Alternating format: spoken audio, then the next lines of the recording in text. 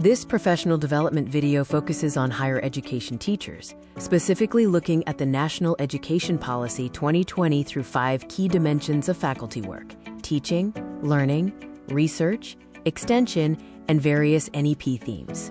This is the third part of our series. We are now moving into our 5th dimension, NEP themes. We will cover 10 official orientation themes to help turn policy text into shared professional literacy. Theme 1 explores the vision, genesis, and salient features of NEP 2020.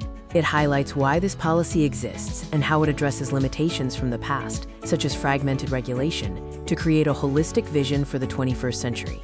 This table outlines key provisions for faculty development, ranging from the guiding principles and the new structural design for learners to the renaming of the Ministry of Education and phased implementation plans. Several government initiatives have translated these themes into practice, including the formation of the Kasturirangan Committee, the widespread public consultation process, and the development of specific implementation roadmaps. To build awareness and ownership of these changes, institutions should focus on building a shared vocabulary, localizing the vision to state-specific needs, and sustaining the conversation through regular, short updates. For a successful orientation, start with the problem that needs solving. Use a consistent running example to illustrate concepts, distinguish policy from law, and end with a question that encourages participants to connect the policy to their own roles. Theme 2 focuses on school education reforms and foundational literacy. The policy responds to challenges like fragmented systems and low literacy rates by introducing a new 5+3+3+4 structure and prioritizing universal foundational literacy by 2025. This table highlights key provisions for school education, from early childhood care and the National Mission for Foundational Literacy to curricular restructuring and the creation of school clusters for better resource management. Government initiatives in this space include the Nippon Bharat Mission, the Vidya Pravesh module for new students, new curriculum frameworks, and the upgrade of thousands of schools to model NEP-aligned institutions. Strategies for faculty orientation include connecting schools with higher education institutions, championing early learning research, and using local data to track progress and identify partnerships. When presenting the new structure, use visuals like age-banded diagrams, cite memorable statistics such as brain development by age 6, and utilize local dropout data to make the discussion more relevant and urgent. Theme 3 covers higher education restructuring. The policy moves away from a fragmented ecosystem of small, single-stream institutions toward large, multidisciplinary universities and introduces a single regulator, the HECI.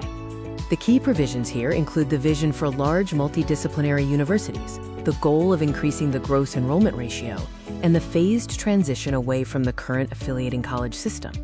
Key government initiatives for higher education reform include the proposed HECI regulator, the revamped PM-USHA scheme, the Institutions of Eminence program, and new guidelines for creating multidisciplinary cluster universities. Moving to higher education orientation strategies, institutions should focus on mapping their current path toward graded autonomy, building cross-departmental bridges, and actively engaging with the evolving governance landscape. To effectively orient faculty on higher education restructuring, frame these changes within the context of Indian history to emphasize renewal over disruption, clarify that autonomy is a graded process, and localize targets like gross enrollment ratios. Theme 4 focuses on curriculum flexibility, credits, and multiple entry-exit options. The goal is to build modular learning experiences centered on the learner's needs rather than a rigid syllabus.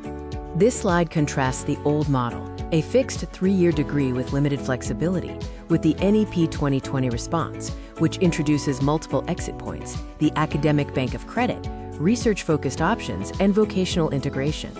Several NEP provisions support this flexibility, including codified undergraduate structures, credit systems for master's degrees, vocational training integration, and a more innovative choice-based credit system.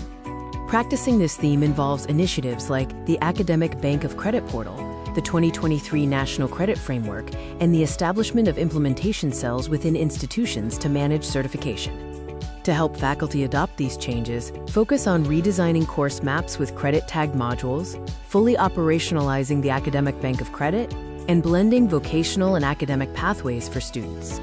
When explaining these credit reforms, use a bank account analogy. Credits are deposited, stored, and transferred. Also, walk through specific student exit point scenarios to make the policy concepts concrete. Theme 5 addresses teacher education and continuous professional development.